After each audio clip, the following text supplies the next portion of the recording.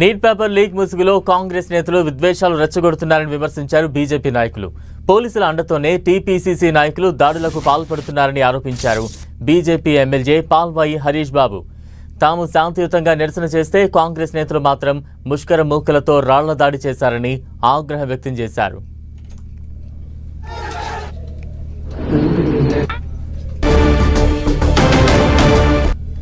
విదేశీ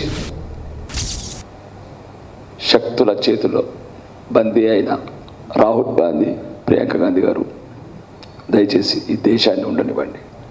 ఇంకా నిన్న జరిగిన నీట్ నిజమే, నీట్లో కొన్ని లోపాలు జరిగినాయి. నిరంతరం ఇంతకుముందు యూపీఏ గవర్నమెంట్ కూడా జరిగినాయి, అప్పుడు కూడా చర్యలు తీసుకున్నారు.